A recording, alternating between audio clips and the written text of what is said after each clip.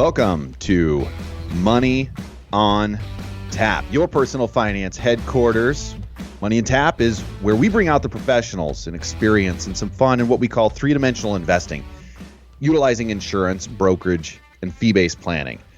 That's what we do on this radio show, and we look at all sides of the issues, bringing a fully independent planning perspective to the table. My name is Seth Krussman, and I'm joined here once again with John Ryder and Ben Brayshaw. Good morning, guys. Good morning, Seth. Good morning, guys. So you can reach us at 855-226-8551 or email us at info@yourmoneyontap.com. You can also find us at Facebook, 3D Investing. Today, the title of our show is Investing in the Next Generation. I think it's going to be a valuable listen for you as we talk about ways we can invest in our kids' generation. Margarita Chang wrote an article entitled 8 Great Financial Lessons Learned from My Father. And in the article, she writes about some valuable lessons that she learned from her father when it came to money. Yeah, Seth, I found it a really interesting read, and I think we're going to delve into that very soon here. But before we do that, it's time for Money in the News.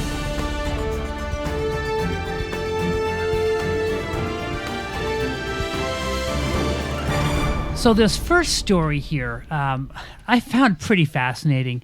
One of the things that we try to highlight on the Money in the News is sometimes stories that are a little shocking, sometimes ones that it's hard to believe, and there's plenty of those stories out there. But this one here was just pretty wild here. It's hard for us to sometimes fathom just how things can be so different in a different era and time. But the title of this headline here on Fox News is World War II Era Money worth $2.5 million found under store that belonged to Winston Churchill's tailor. So, we have all heard of Winston Churchill, obviously, perhaps the greatest orator of the 20th century. And he's really renowned for his awe-inspiring speeches. And if you guys remember the speech from way back, and I know we don't remember this from our personal lifetimes, but from reading it, "We shall fight on the beaches" address. And so there's a lot of different things that we could attribute to Winston Churchill. But one thing that we never knew is that his tailor actually had some banknotes that he had buried in the foundations of basically the guts of the house there, worth $2.5 million. That's unbelievable. I mean, this, and you know what? This is just one story of the discoveries. There's probably a zillion stories of discoveries not made yet. People didn't have, the safety deposit box. They couldn't afford that. They just had a little, they invested in this or they invested in that, and 100 years later, boom, it's worth a ton of money. Well, here's the deal. So they have this. There's this store now that is on the property.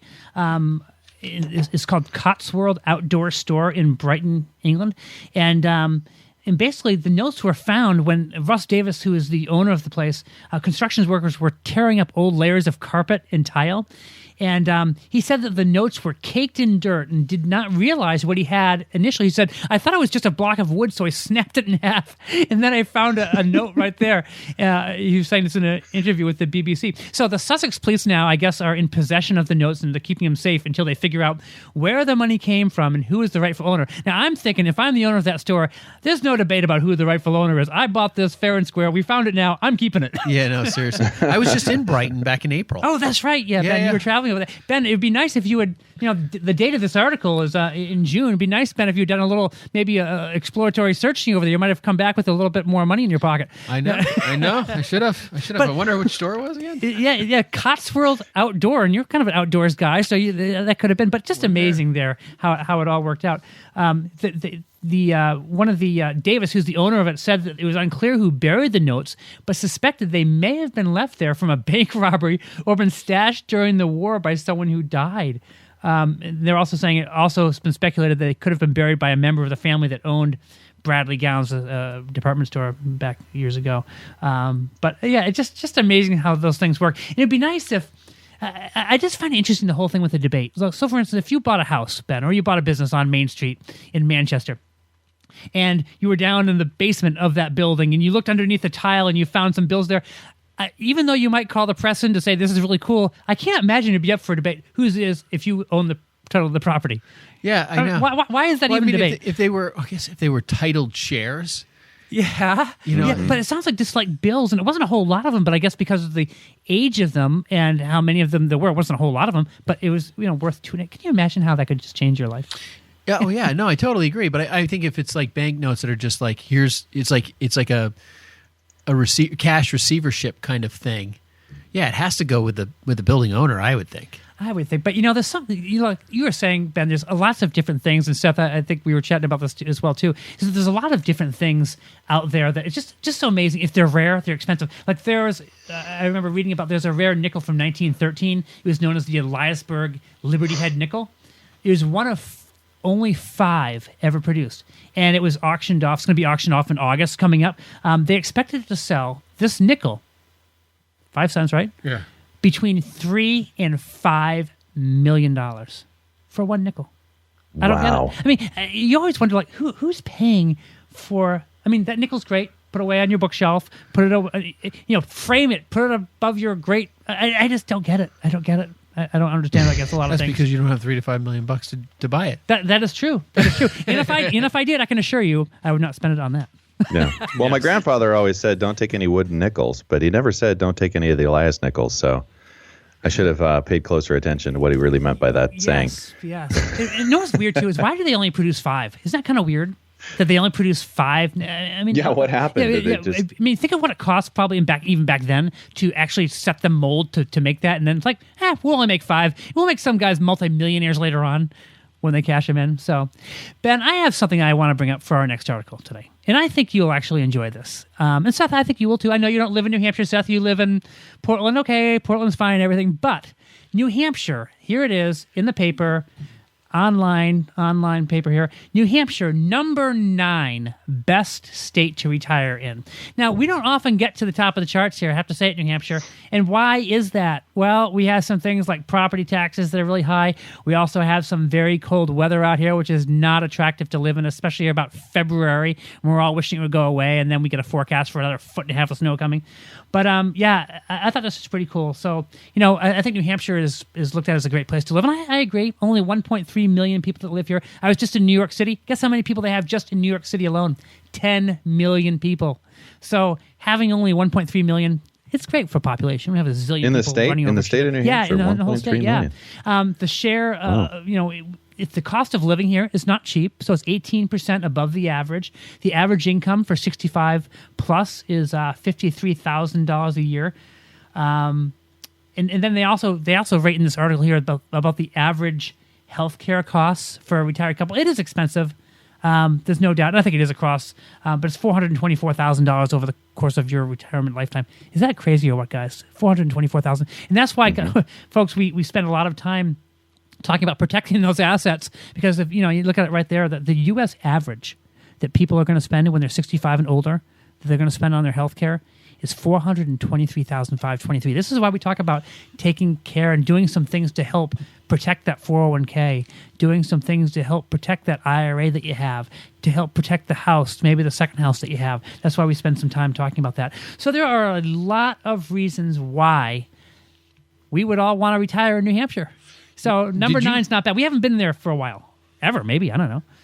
Did you know that Oregon is ranked number 70 in America's migraine hotspots? Oh, did you know that? I did. I just want to let you guys know.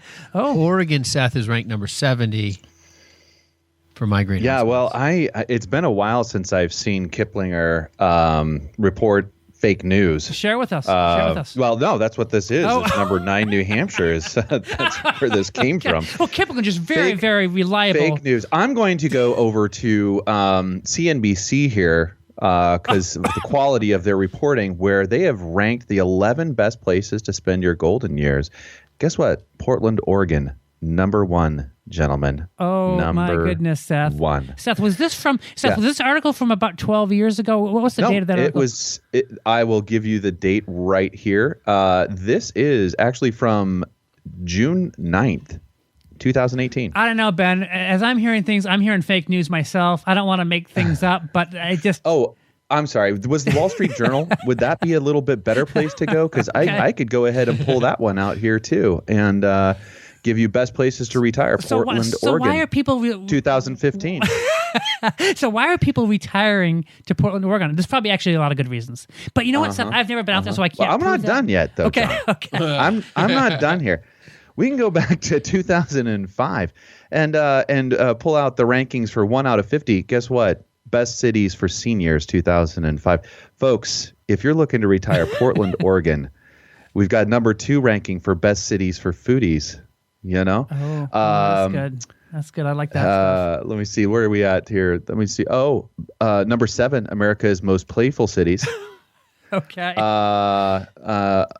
Where's the migraine? Where's the migraine stat there? I don't want to move there. I don't want migraines. You know what? There's actually this is pretty funny. There's some really interesting ratings out there for some cities. Yeah. For some reason, we wound up to number 20 out of 361 best baseball cities. I'm sure you guys in Boston there are. It is number one. I haven't looked it up. I haven't looked it up. But it's number one. Number one. Yep. Number one. Sports. New England sports. Number one. Oh, here we go. Number 37. America's manliest cities. 2011. How important? That's super important for people to know when they're moving to a new city. Just how manly Portland? That city would be. That's pretty far down the list, Seth. I don't know. Not really. That's pretty far down, Seth. Nowhere in New Hampshire did they ever even push the needle. well, Seth, I think that was a ranking out of 37 cities, right? They were scared Portland to come here, so 50. I think that's probably ranking enough. Scared to making even 50 on the. Oh man! Well, I'm glad you're manly over there, Seth. That's good to hear. That is good to hear, my friend. Yeah. So manliest cities. Oh man! Nashville, Tennessee is number 1 for manliest. Really, it's funny. Well, maybe it's because a lot of those cowboys playing country music and singing. And sorry, I just can't. I don't. You can't get into that. No. Yeah. No. Fake news again. Fake news. Who did this? This is horrendous. Manliest city. Isn't that funny? That's funny. Good times, guys. Good times. Well, thanks, John. I appreciate that little bit there. Thank you for sharing. Thank you for sharing all about Portland there, because I had no idea, and I would not have guessed. I would probably have guessed, if I was thinking about Portland, I'd probably guess it around number 40, 45 for the best cities to live in. I don't know why I would think that low. I don't know why. I don't know why. I need to come out there and visit you. That's what I need to do. Yeah. We'll prove me wrong, Seth. Prove me wrong. Prove you wrong. That's my job here, folks, is to just make sure that everybody knows just where we're at in Portland, Oregon. Hey, I think that's going to do it for Money in the News. I think that's going to do it. We're going to take a quick break. You're listening to Money on Tap. We'll be right back.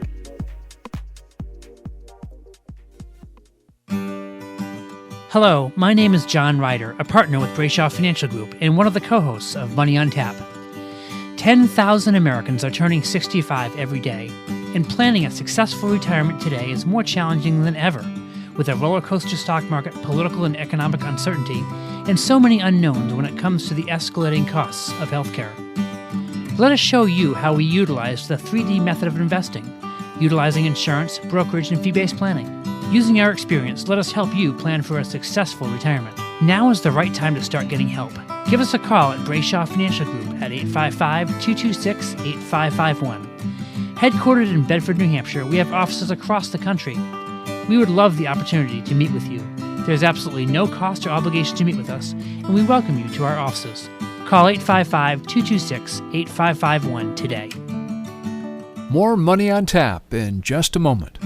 On today's Cliff Notes edition of Money on Tap, John Ryder and Ben Brayshaw help us consider our investments in light of the demographic shift between baby boomers and millennials and the economic change that is certain to come. We have people that are looking for guidance out there for, hey, how should I have my portfolio set? How should I have my allocations and all that? So, Ben, let's talk a little bit about what we talk with when people come into our office about ways in which they should perhaps structure their portfolio. What kind of things should we be looking at? John, we talk about everything under the sun. I mean, there's not really anything we don't handle for the most part in the investment world.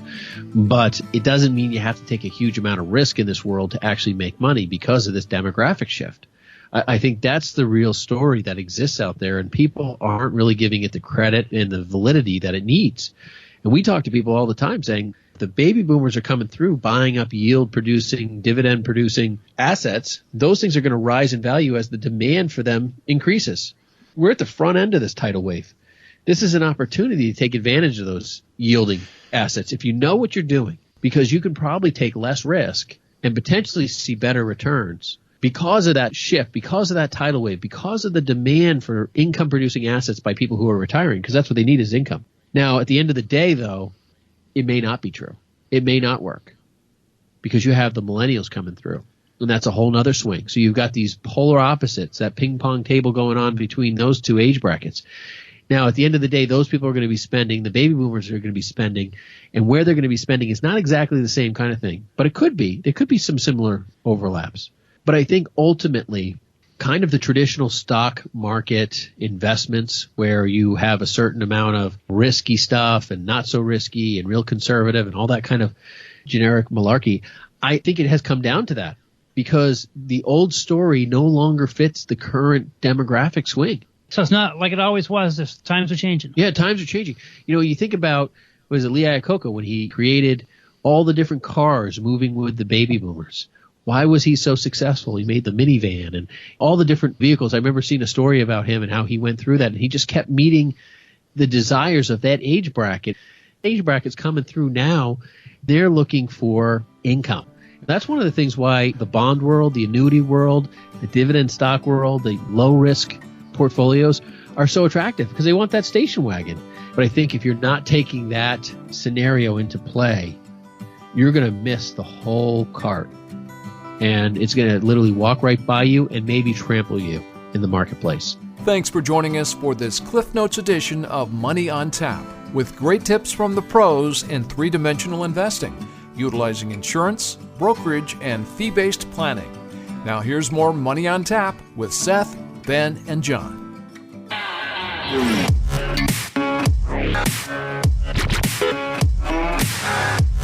Welcome back. You're listening to Money on Tap, your personal finance headquarters, where we bring out the experience, some fun in what we call three-dimensional investing, utilizing insurance, brokerage, and fee-based planning.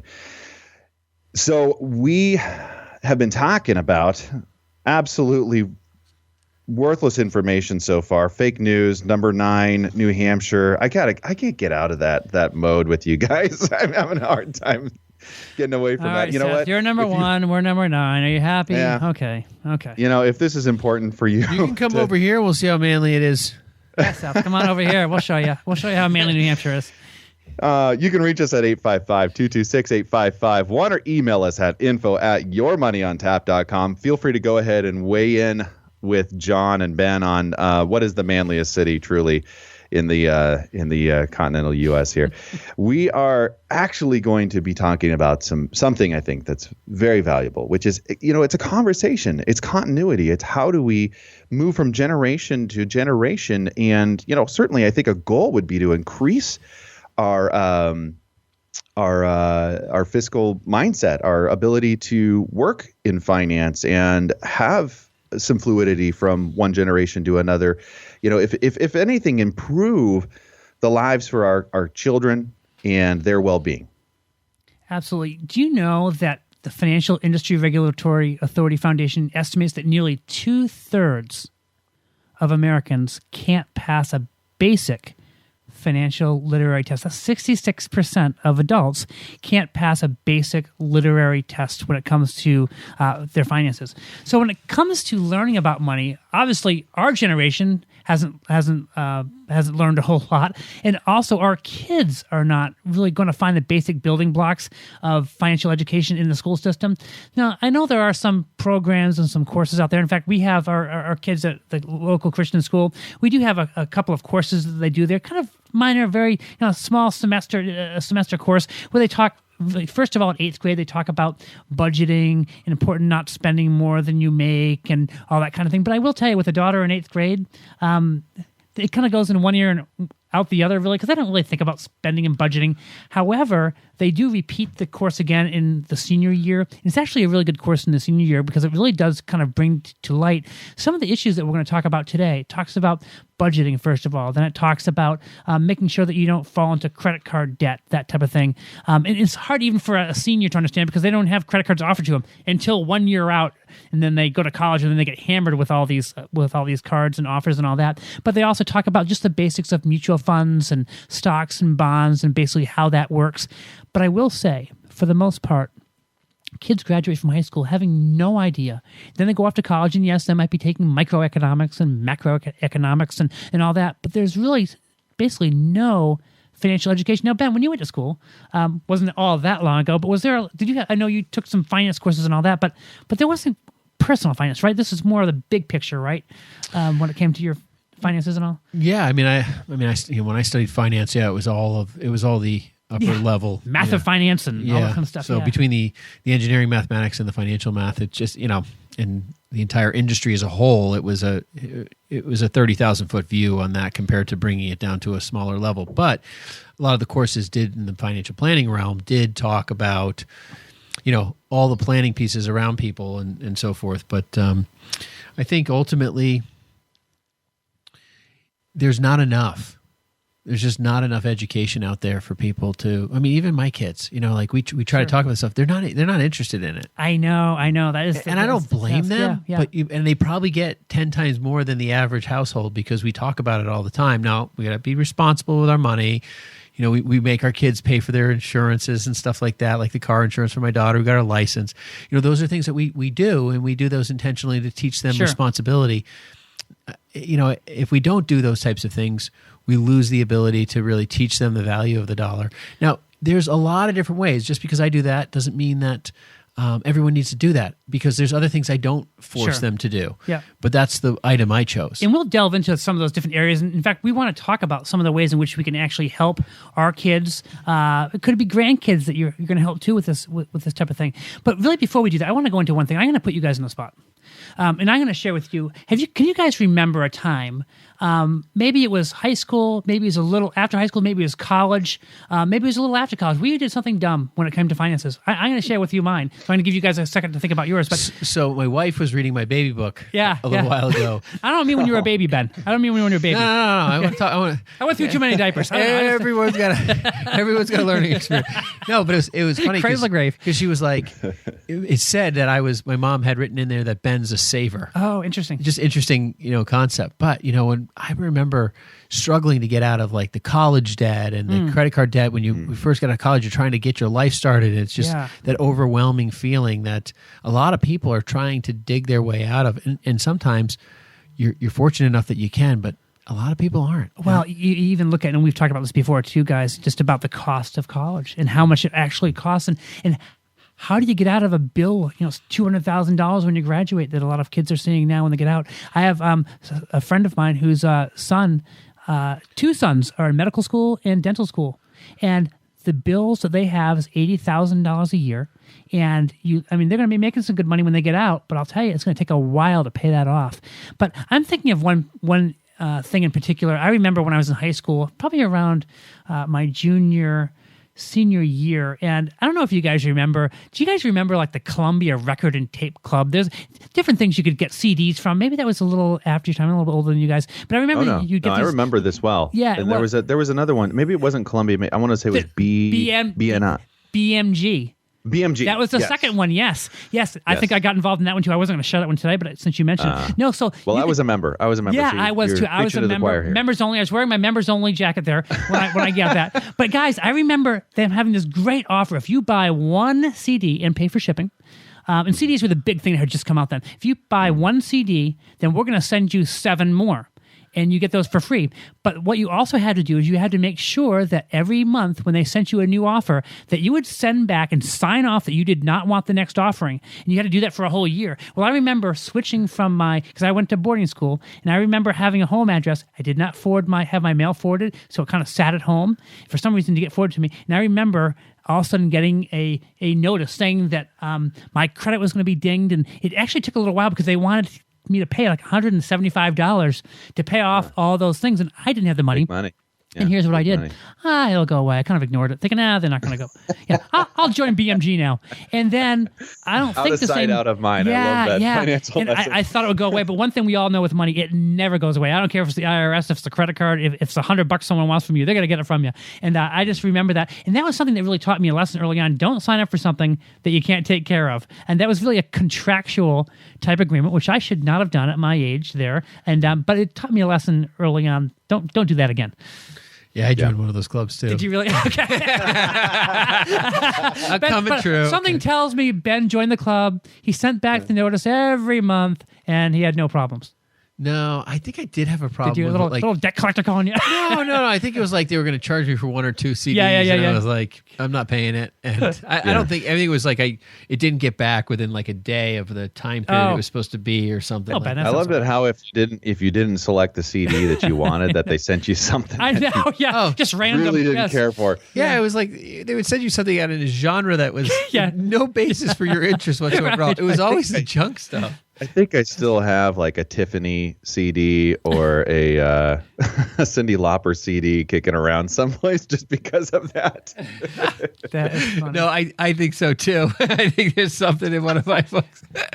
Yes. That's Although funny. I will say this, I was able to get some pretty cool music that I didn't wouldn't have had access to because it wasn't on air. Seth, I did too. I got it, but I got it at great expense to me. So yes. Yes, and I guess I learned a valuable lesson. Thank you, Columbia Record and Tape Club, as we speak now. Thank you for teaching me that lesson about financial responsibility early on in my life. That's good. Well said. Well said.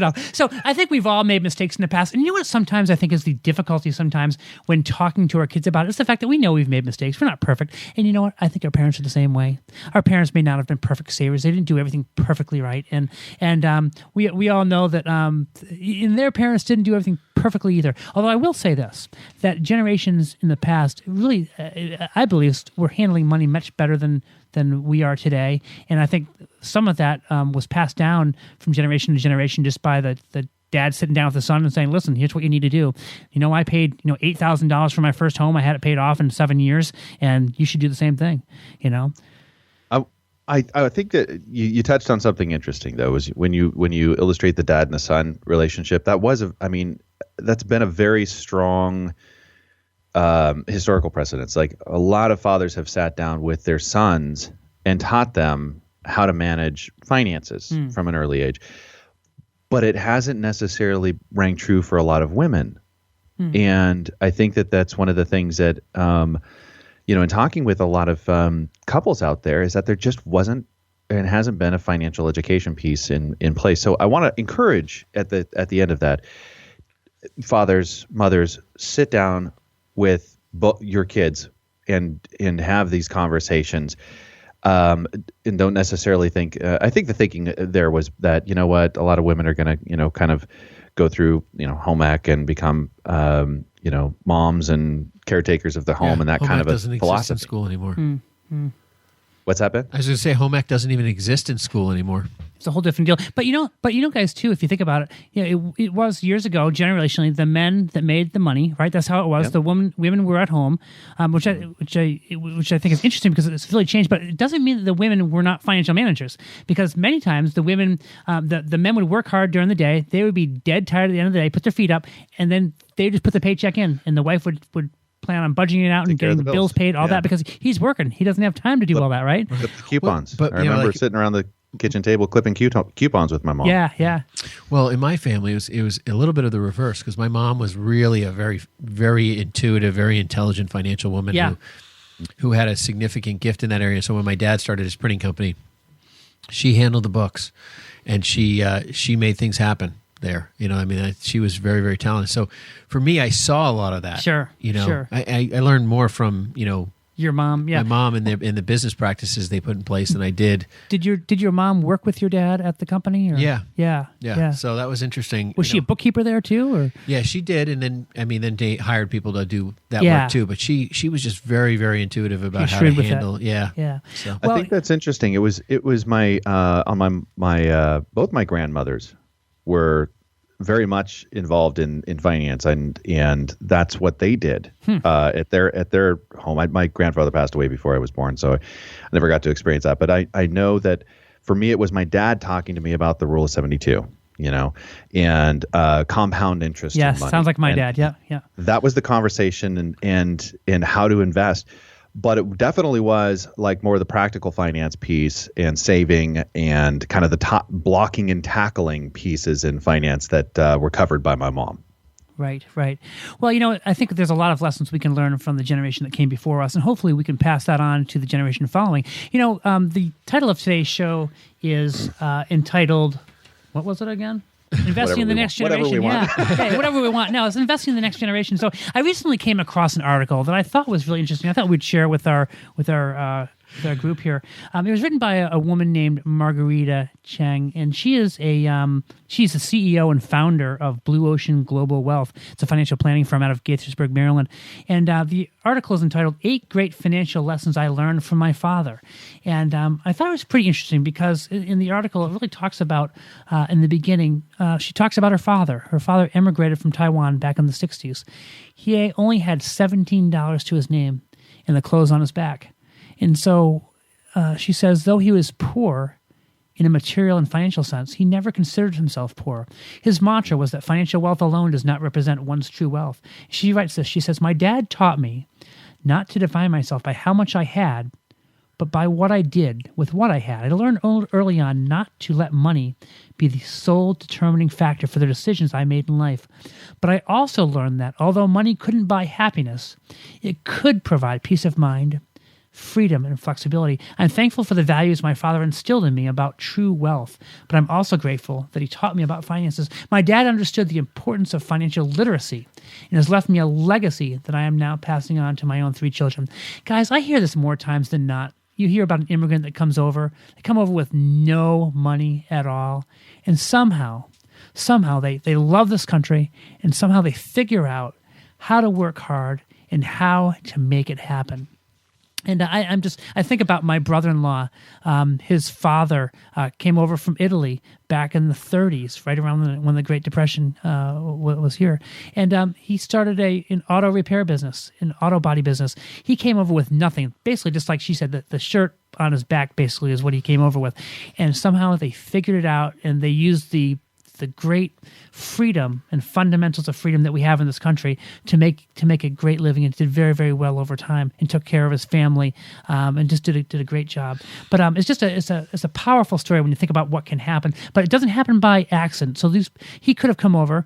This guy here, Margarita Cheng's dad, could have come over and just lived a crazy life and not really taken care of his family. But they saw the importance of taking care of family. Yeah, there's a number of people. My family. My grandmother, she came over from Russia in the first revolution. Awesome. And that's they literally sold jewels into their coats and escaped with her just the clothes on their back, amazing. and that's it. Amazing. She ended up, traveling through Egypt and all different places. She spoke 7 languages. Wow. Growing up throughout the world, and I think about that. But I was thinking about another gentleman I know. His family's from Iran, and people that he knew, like, they came over, and they were doctors and I know engineers and so forth, and they were waiting tables. Yes. Driving a taxi cab, that type of thing, right? Yeah. The humility that it takes to say, I'm gonna, you're a genius or a brilliant person, and you're gonna take that step down to move life forward. I think that's the biggest testament to a person and who they are. Absolutely. And, I've been in taxi cabs. We're just talking with the guy back and forth. Sometimes he has broken English, but I remember talking with a guy. This is in New York City, not recently. I took a trip there recently, but it was just a while back. And I remember talking with a guy who said he was a surgeon back in the country that he came from. I don't remember what country it was, but I was just thinking, wow. We talked for a while. I had a 15, 20-minute ride while I was holding on for dear life. But it's amazing, the education that they come over with. And then they come over here, and it appears like they don't have any education. They're driving a taxi cab or working a blue-collar job. But let me tell you, these guys are, like you said, been brilliant. But it's just the stage that they find themselves in. But you know what they do? They do what they have to do. Yeah, I was mentored years ago by a man and a woman who were doctors in Egypt. Oh, wow. And today they own several gas stations. Yeah. And that's what they do. It was just to be able to get back through, basically to have to go through and retest through school.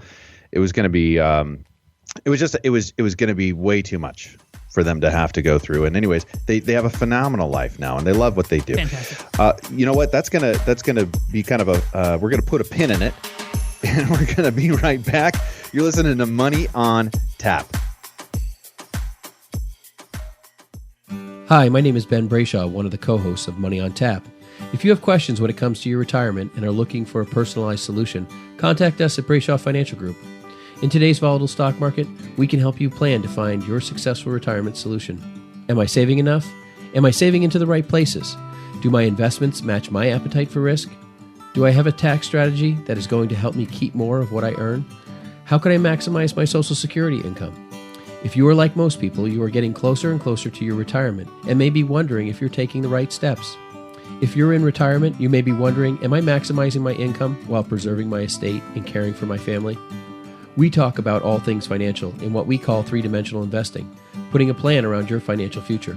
If you feel that now is the time to start getting the answers to some of these questions for your own situation, give us a call at Brayshaw Financial Group at 855-226-8551. Headquartered in Bedford, New Hampshire, we have offices throughout New England and across the country. We would love the opportunity to show you how we can help.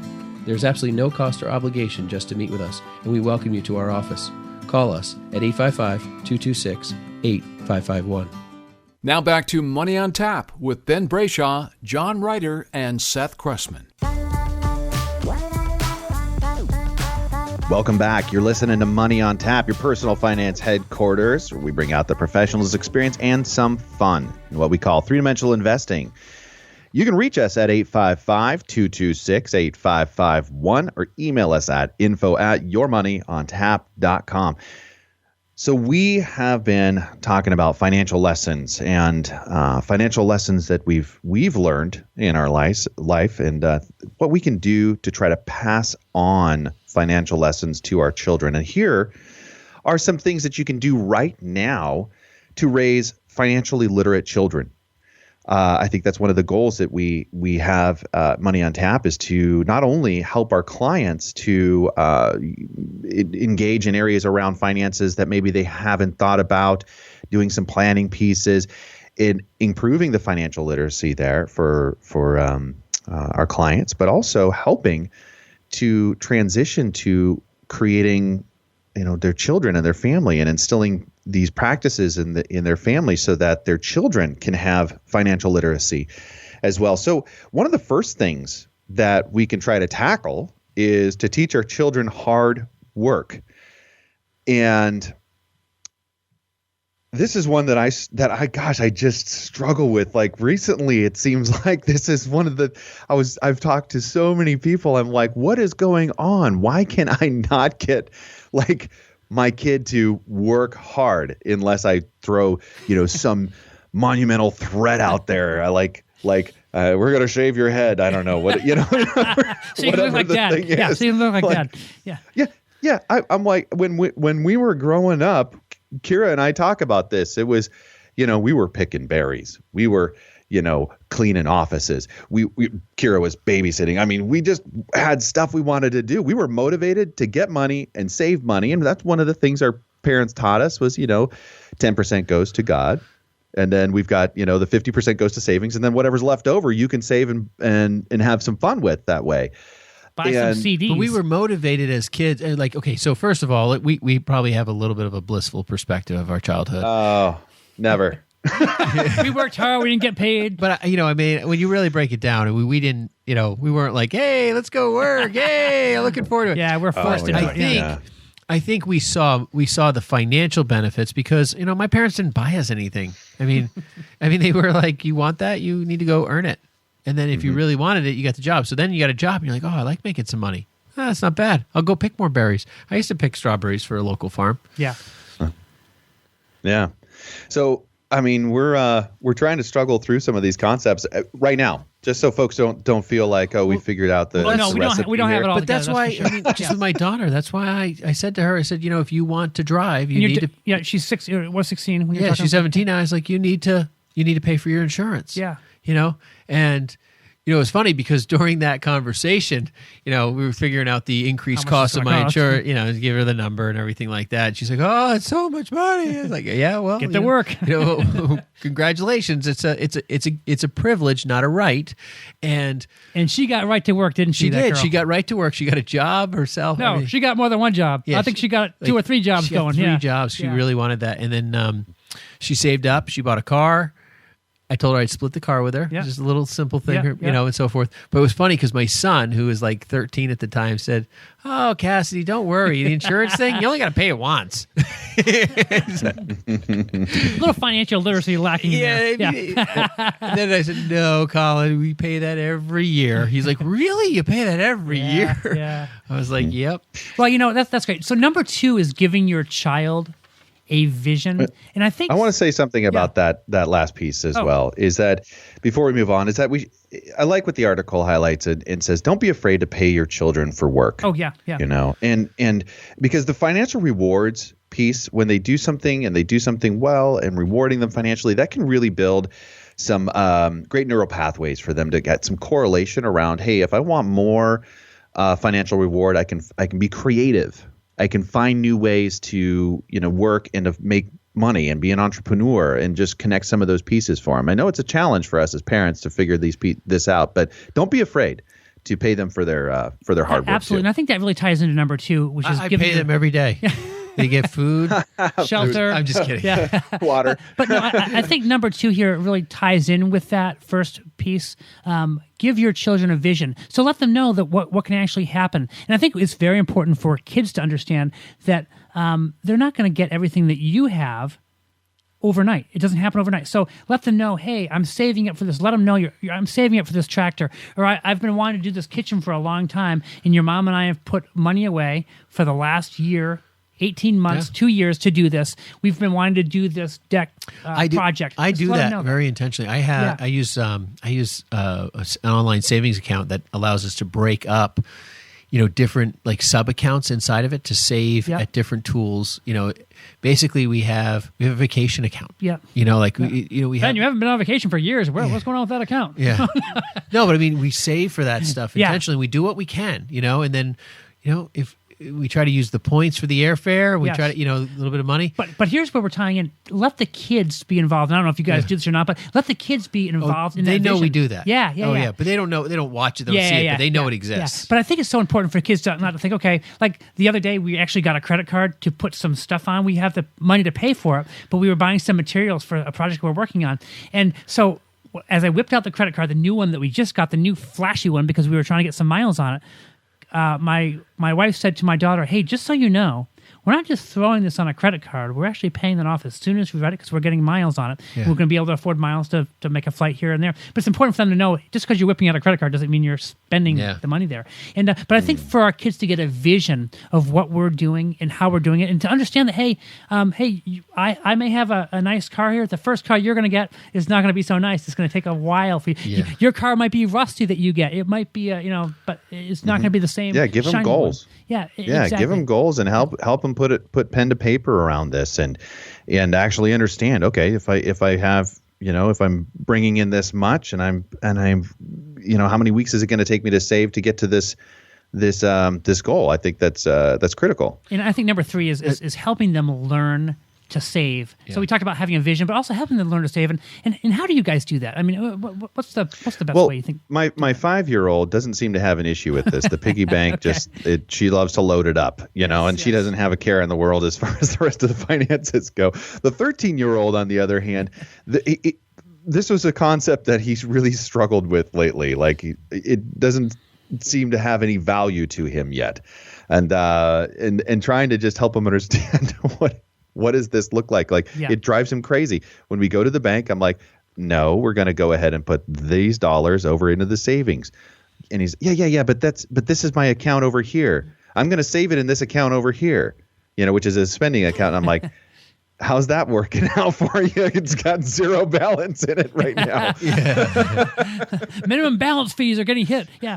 But yes, go ahead and start savings accounts as soon as you can get those going, and then help them to understand. I think kids learn by doing. So basically, if they have their own little book there, the checkbook register, they can see exactly what's going in. They can see when the money gets down. They might not be looking at their statements on a regular basis as we all do or should be doing. But at least it's starting helping them to realize, hey, this is my money, and I need to be a good steward of that money. And if I spend it all, I'm going to have no money like my friend who never has any money. So just being able to detail for them, so kind of even a budget for them. Hey, if I get $100 for babysitting this week, I know that $80 is going to be going into the savings. I'm going to keep on saving that up. Yeah. Number 4, talk to them about investing, John. Yeah, so teaching children the fundamentals of investing is important. I think it really depends upon the age. I mean, we can certainly talk to our 5-year-old Seth about investing, but probably not something that's going to be a great learning process for them yet. Although there are different lessons that we can learn when it talks to, if you talk about them putting money into an account. I don't know if you guys ever remember seeing this years ago, but talking about how gratification for some kids is so important. And they probably had a group of 5-year-olds in this study. It was actually where they put them in a room, and they came in and they had a whole big jar of M&Ms there. And they came in and they said, if you only eat this one M&M, I'm going to give you all these M&Ms. I'm going to give you 5 M&Ms here. But if you only take one of those M&Ms, after 5 minutes, I'm going to give you this whole jar if you don't eat them all. And it's funny. You see the kids on the video. They eat their one M&M. And then Hilarious. Then they think about it and they go, And you know what? The majority of them ending up... You can't use M&Ms as an example. That's not even fair. But the majority of them the 5-year-olds want to eat all those at once. And so as a result, they do that, and then they don't get the big jar. And you know what? The same thing is true when it comes to a lot of adults too, right? A lot of adults, we want to go out and spend our money and then don't save it, and then it's gone, and then we wonder why it doesn't accumulate. But it's very interesting for kids to see how investing can help them. Guys, I don't know if you guys remember. Are we talking about investing yet? Is that where we're at? Well, we are. We're talking about investing. Do you guys recall that article that talked about if you started putting $1,000 or $2,000 away a year from the time you're 18 to 35 years old, you'll have more than if you started just wait a few years. It's amazing that article was. I didn't bring that out. Compounding. When my son saw that was very interesting to him because he was right at the perfect age at 18, and that's when he started saving. He's been putting money away since, just consistently on a regular basis, and that's powerful. So I like what they bring in as far as games, board games, because kids love to play. That's all they want to do. And we were talking about this the other day, how it's amazing how you put a 5-year-old in a room with another 5-year-old, or kids in a room with each other. It's like 3, 2, 1, play. They don't need introductions. They know. They're like, that's what's going on right now. We are going to play and have some fun. And board games are a great way to do that. We've used cash flow. I don't know if you guys are familiar with the Robert Kiyosaki. It's almost a movement out there, I'd say. But I will say these. You could probably pick these games up inexpensively, but they are not inexpensive to buy from that organization. But the kids love it. They love playing the game, and it teaches them how doodads is one of the things they use in this game, which is basically it's fun to buy the thing, the doodad, but it's not going to improve your position as far as your balance sheet over here to get you to win the game. So you need to try to invest in the relate IRA. Those things. Yeah. And so, I mean, we got this a couple of years ago and started, just playing it with the kids for fun. And it was amazing to me how at 2 weeks later, the kids are coming up with ways to sell their toys and start all these ingenious ways to create income for themselves. We don't want the jet ski, Dad. We don't want the jet ski. No. Yeah, and also not buying some things that that they had previously that they were wanting. It's called Doodads. That's the name of it. No, it's called Cash Flow. Oh, Cash Flow. That's great. I like that. Yeah. I mean, monopolies can be fun too, but I mean, I think really more of a Trump game. I'll buy this hotel. I'll sell this casino. Right. Yeah. Right. Cash flow has some real consequences in it, some real life consequences that help them understand, investing their money in different things has, results, whatever those are. Absolutely. Number 5 is teaching kids to give. And I love this aspect. And in fact, Seth, you mentioned this earlier on. You're talking about how was it your dad that said, hey, you save your first 10% and that goes into... I think this is the most important one, to be honest with you. Yeah. So we were, doing all of our chores or jobs and all those kind of things growing up, and all the time it was the first 10% right off the top goes to God, and that's what we still teach, and that's kind of how we've broken up the finances. Is 10% goes to God, 50% goes into savings, and that it's three pots of money. That's it, and the rest of it is, yours to spend or keep or whatever you want to do with. Yeah, because kids need to be taught to share. I mean, it would be nice if we all thought that all our kids just learn to share and learn to be generous on their own, but that's not the case. We need to teach them that. And the article here that we're going through, Margarita Cheng's article, talks about mentions World Vision, which is a great charity that allows children to you can go out and you can buy chickens and goats and clean water for children overseas, or even here in the U.S. But I found it very gratifying when I was my son was in his freshman year at school, and I got a phone call from him, and he said, "Guess what I did today? You'll never guess." I said, "What?" He said, "I just got a compassion child." And so basically, he sponsored a child overseas, and he was doing that in college. And I thought that was kind of cool because we had never said, "Clark, you should do this," or that type of thing. But he just decided out of when he heard the call and the need, he decided to do that. And I thought it was pretty cool for a 18, 19-year-old kid to do that. And that was pretty cool. Here's another thing that we've done too is during the holidays, so many gifts. It almost gets out of control sometimes, is what we've witnessed. And instead of giving that type of gift, we've given some of these like Compassion International, some of these other organizations. We've sponsored some kids or bought them the animals that they need for their farm. And the response to that has been amazing to see the kids light up and love that is what their gift is. Yeah, cool. Yeah, we have that kind of similar thing with Cassie. She saves 10%, she puts it into, and I tell her, listen, choose something, pray about it, choose something that you feel like you're led to sponsor and give to, and because then they get excited about it. It's about them and where God's leading their heart. So, Number 6, show them how to budget. Teach your children, no matter how hard they work, it's unlikely they will be able to save, invest, or give without budgeting. I think that's having a clear picture. In other words, what you're saying, what's going on with the money. That's the fundamental story that we talk to people about all the time. Is like, you may not have a written hardcore budget, but at the end of the day, if you don't have some grasp or handle around how you move and spend and receive money, you're not going to be able to do it well, and that's important. So basically, know where your dollars are coming from and know where they're going. It's no different. It's no different for us than it is for our kids as we're teaching them. Hey, if you have an allowance or that, we can get into that. Probably that's not for today. But basically, when you have money coming in, know where it's going and know that you're not spending more than you have. In fact, that's the number 7 one that we want to talk about today.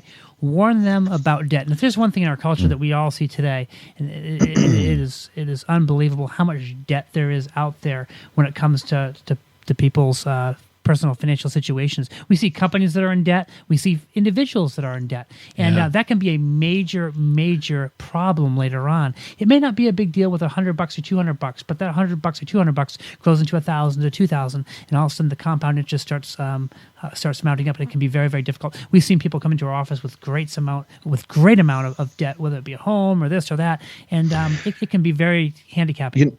I think something to consider, this doesn't really highlight here, but is the importance of failure in these aspects and in these areas. Like right now, the debt that they might get, like use the CD, the Columbia CD experience, the BMG CD experience, right? Getting into some trouble right now is easy to resolve. And it can be such a great lesson for them to go ahead and experience something along these lines mistakes, as a failure. Yeah. Because, the cost is so low. So, don't worry so much about, I would say, having the perfect result here, right? The kids you're going to pay them and you're going to give them $20 and they're not going to break it up into the pots that they've selected. They go spend it all. Well, guess what? The next week, they're going to have to pay that back. Yeah. And that's going to be a great lesson for them as well. Seth, I think that really, really ties in well to our last point that we want to bring out today, and that is don't solve their problems for them when it comes to money. Now, of course, we want to help along the way, but like you said, they've got to take care of themselves. They've got to learn some personal self-responsibility. And you know what? All of us as parents, we like to fix things. We like to make the problems go away. But when you think about it, if we make their problems go away, we'll take care of that. My dad didn't bail in and say, I'm going to get you your $175. No, I had to figure out how to pay that back out of my own pocket. And that helps you. It just gives you self-responsibility. If someone's always bailing you out from the time you're 7th, 8th grade all the way through college, all the way through high school and then through college, and you're always getting bailed out, well, guess what kind of a husband, provider you're going to be if you've always been bailed out your whole life? It's not going to be a pretty picture. Yeah, I think ultimately, we all take hard lessons on, and there are times when help can be appropriate and good, but it's honestly good to let kids, young adults, trip and fail a little bit. Yeah. I think the biggest issue is we start most of our lives today with major debt. It's college debt. There's a lot of parents who are trying to pay for that, but then there's that balance of, will my child appreciate the gift of the college experience? Will they apply themselves as much as if they spent the money themselves? Those are questions, and those are hard things to task. But you have to work through those and figure out where you're going to help your child grow and where your help would cause them to stumble. So here's the deal with kids. Financially literate children, they understand that poor spending habits are going to have consequences. And if we're going to raise kids that are financially literate, we need to endeavor to be financially literate ourselves and to understand what's going on to be able to help them in the best way we can. You may be out there and you may feel that you've not had much of a background when it comes to financial education. You may feel that you have a lot of things going on when it comes to your finances. But even if you're not sure how it all works together, that's what we're here for. And if that is the case, we'd love to meet with you. We'd love to spend some time working through the financial education piece with you and your family. That's important. You can reach us at 855-226-8551. You've been listening to Money on Tap. Thanks a lot, you guys. The views expressed are not necessarily the opinion of this radio station and should not be construed directly or indirectly as an offer to buy or sell any securities mentioned herein. Investing is subject to risks, including loss of principal invested. No strategy, product, material, or tool mentioned can assure a profit nor protect against loss. Please note that individual situations can vary. Therefore, the information, products, materials, or tools mentioned should be relied upon when coordinated with individual professional advice. Past performance is not a guarantee of future results. This show may be subsidized in whole or in part by a product sponsor or issuer. Securities and advisory services offered through SagePoint Financial Incorporated, member FINRA SIPC, and a registered investment advisor. All other services offered through Brayshaw Financial Group LLC are independent of SagePoint Financial. SagePoint Financial and Brayshaw Financial Group do not provide tax or legal advice. Main office is located at 116 South River Road, Bedford, New Hampshire, 03110, and can be reached at toll-free 855-226-8551.